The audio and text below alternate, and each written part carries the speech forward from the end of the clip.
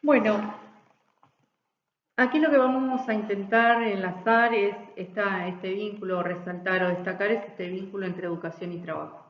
Consideramos que la Ley de Educación Técnico Profesional es un antes y un después eh, de esta articulación. Es la primera vez que aparece claramente en una ley, y porque también está contemplada esta articulación en la Ley de Educación Nacional, la 26206.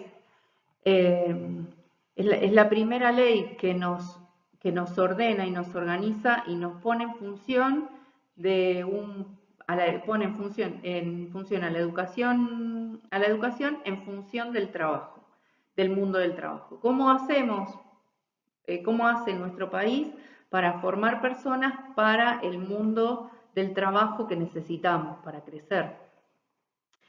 Como estamos enfocados, como bien dijo Pablo, estamos enfocados en el cooperativismo y en el curso de formación de gestión de cooperativas, lo que nosotros acá destacamos es que la Ley de Educación Técnico Profesional y la Ley de Educación Nacional tienen entre sus principios y sus objetivos la formalización, la jerarquización y formalización del sector de la economía social, solidaria y popular.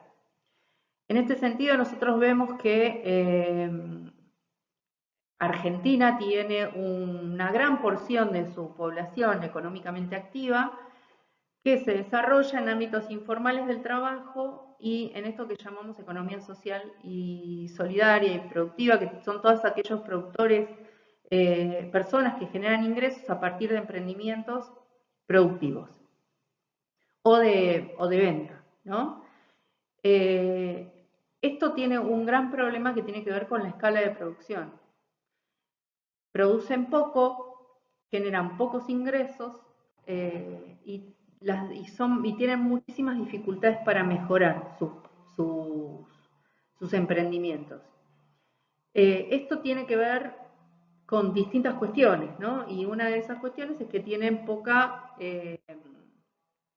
capital.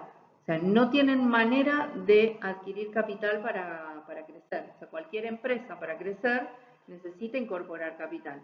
Las grandes empresas lo piden créditos permanentemente. Estas personas, en general, o tienen mucho miedo de tomar un crédito por no poder pagarlo, o realmente no están bancarizados, no tienen posibilidades de acceder a créditos.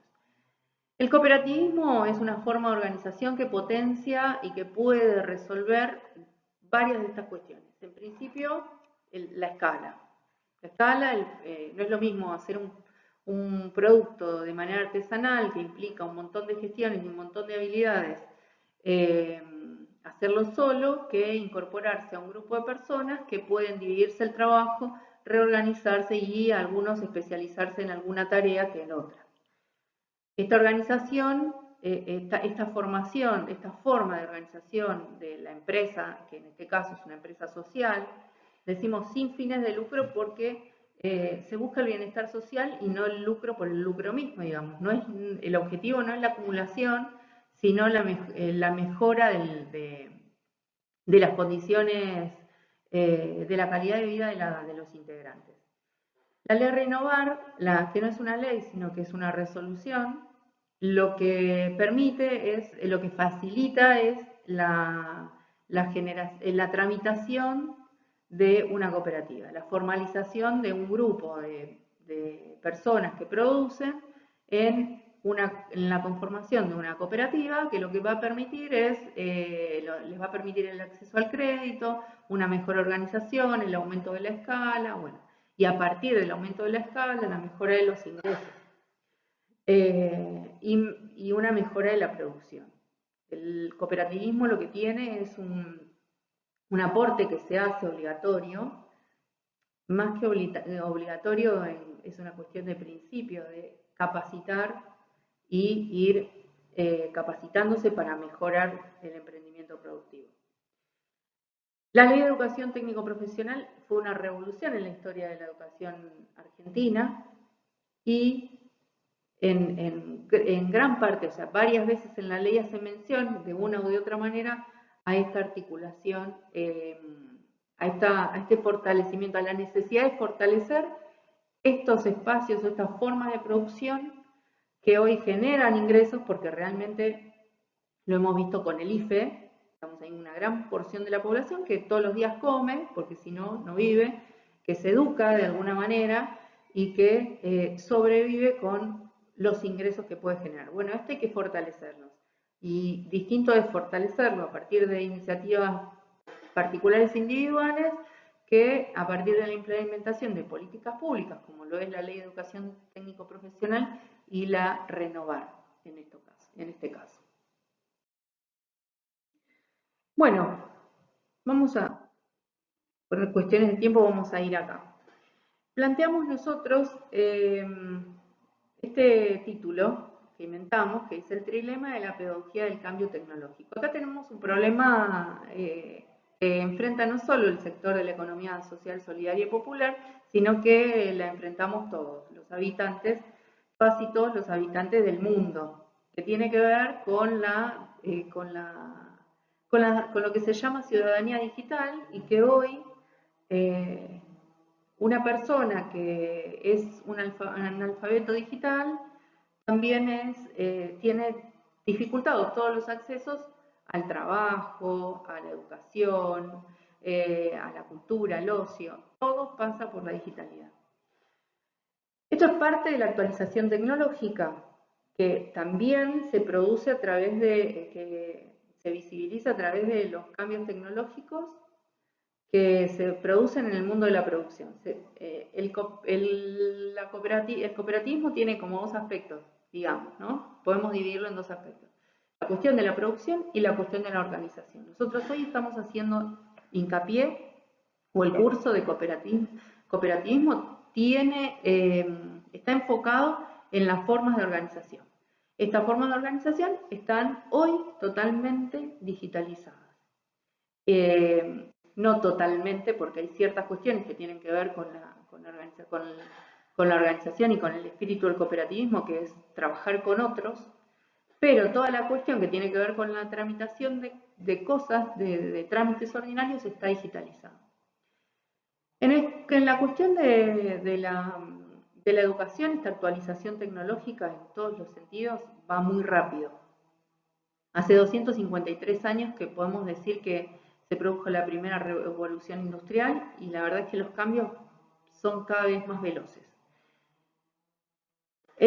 ¿Qué pasa en el ámbito de la educación? La educación siempre va 5 o 10 pasos atrás que la tecnología, por lo menos en lo que es la Argentina, en nuestro país. Y necesitamos actualizarnos pedagógicamente, porque también el modelo de trabajador es distinto al que teníamos hace 10 años atrás o al que nos proponía, al trabajador que nos proponía los antiguos programas.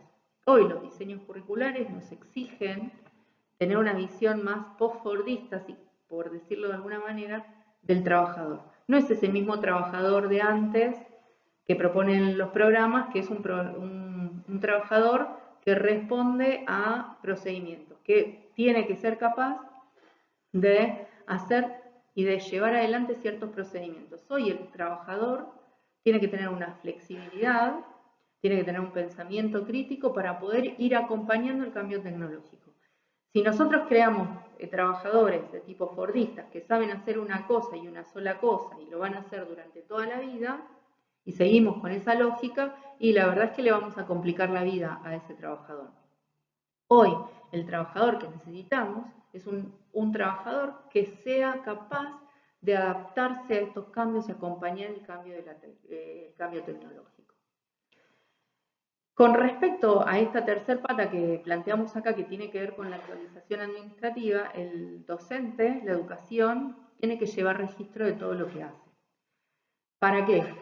¿Solo por el mero hecho de llevar registros? No, sino que esos registros nos tienen que dar datos para organizar mejor tanto la trayectoria de los estudiantes como para mejorar todos los aspectos pedagógicos y tecnológicos. O sea, la cuestión administrativa no tiene que ver con completar planillas, sino que tiene que ver con darle sentido a esos datos para mejorar la práctica áulica y, en este caso, acompañar la actualización tecnológica. Por ejemplo, ¿no? Es decir, ¿por qué separamos varones y mujeres?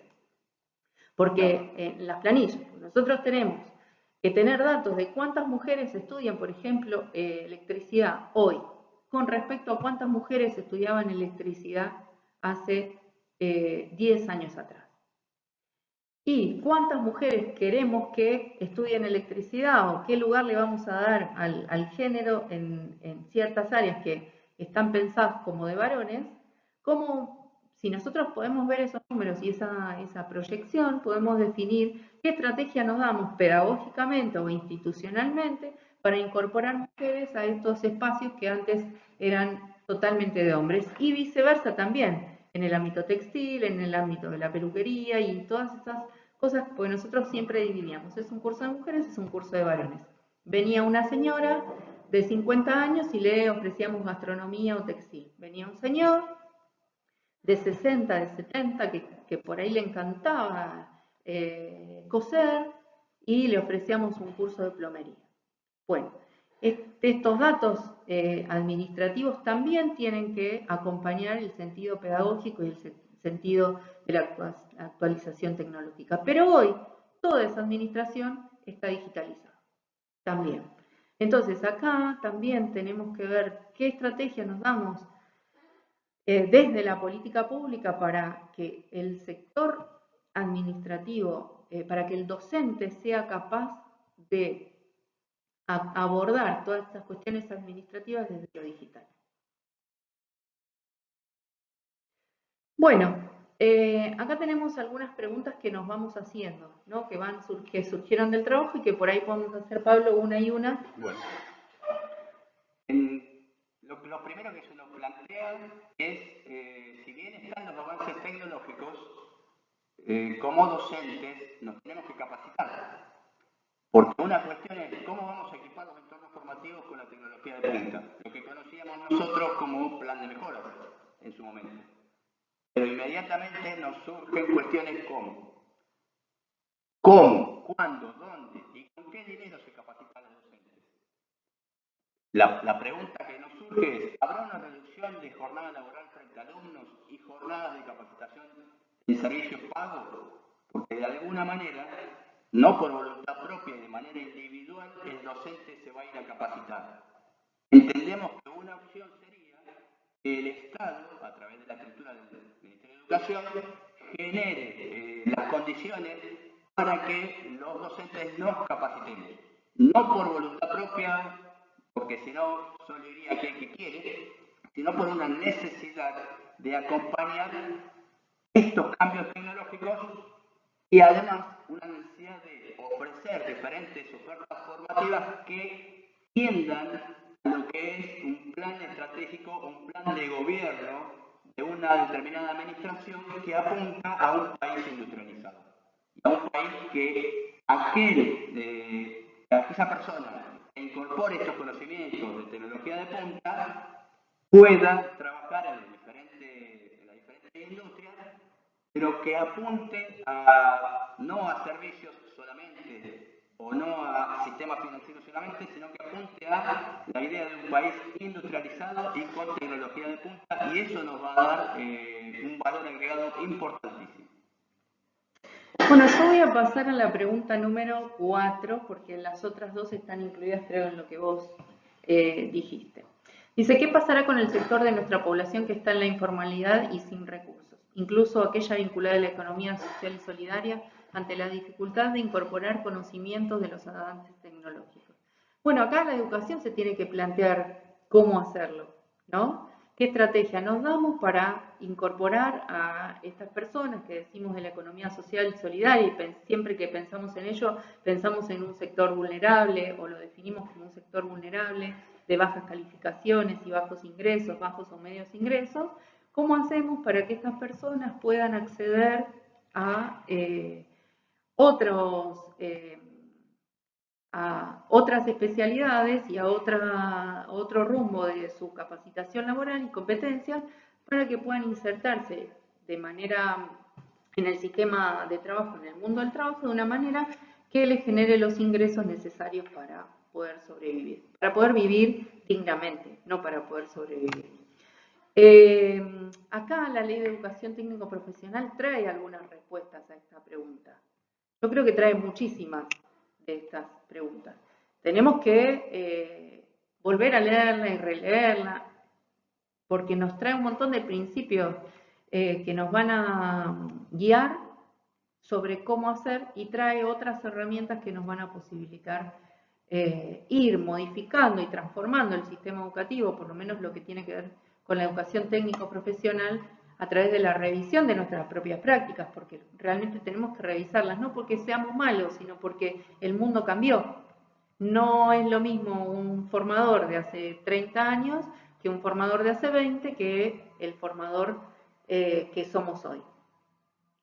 Para esto, la Ley de Educación Técnico-Profesional, cuando se termine de implementar, porque en realidad, si bien arrancó en el 2005, se sancionó en 2005, en 2016, 17, 18 se vuelven a revisar, se vuelve a revisar la ley, se replantean un montón de situaciones, aparecen un montón de nuevas regulaciones, que es la que viene a ordenar este cambio, a imponer, hace que esos cambios lleguen, la ley y lo que dice la Ley de Educación Técnico Profesional, hoy llega a las escuelas. Por ejemplo, por nombrar una sola cosa, los diseños curriculares. Los diseños curriculares nos dicen qué entorno formativo tenemos que tener. Sin plata no vamos a avanzar, pero solo con plata tampoco, y esto es algo que nos tiene que quedar claro. O sea, no es que necesitamos solo equipos para que la educación técnico-profesional funcione. Necesitamos capacitarnos, necesitamos repensar, necesitamos que esa revolución que nos plantea la Ley de Educación Técnico posible sea posible y nosotros seamos protagonistas de ese cambio. Pero para eso necesitamos también transformarnos nosotros. ¿Es un esfuerzo grande? Por supuesto, es un esfuerzo grande. Pero la política pública es la que nos tiene que orientar y guiar hacia ese sendero de desarrollo. Lo que planteamos, quizás también esto, Silvia, ¿quién impone la realidad, la demanda o la oferta de nuestros cursos? ¿Es una pregunta? Sí, para cerrar para el profe. ¿Quién impone? ¿Qué cursos estamos dando y por qué? ¿La demanda o la oferta de cursos? Y cerramos. Bueno, acá lo que nosotros tenemos que pensar, digo, tanto como individuos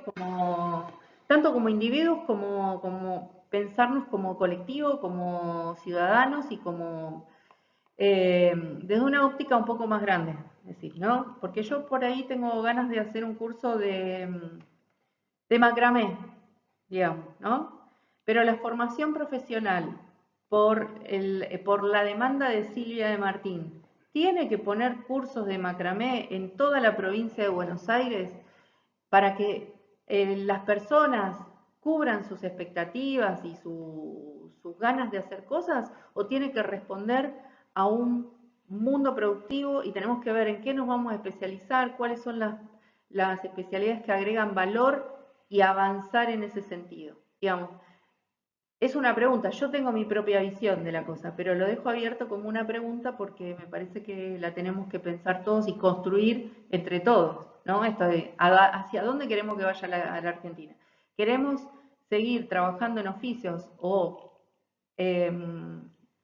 pensar los oficios de modo que nos generen ingresos medios o bajos, o queremos potenciar todas estas habilidades que somos capaces de adquirir para generar un país cuyos niveles de ingreso con respecto al resto del mundo sean mejores que lo que son hoy? Y a partir de ahí, ¿qué vamos a hacer para hacer eso? Bueno, con esto cerramos y espero que no haya sido extenso, esperamos no haber sido extenso, y siempre decimos con mucha esperanza, enfocados siempre en el objetivo, que la educación técnica profesional vaya progresando, vaya mejorando y dé respuesta a lo que nosotros creemos que es lo que debe ser un país con plena producción. Gracias.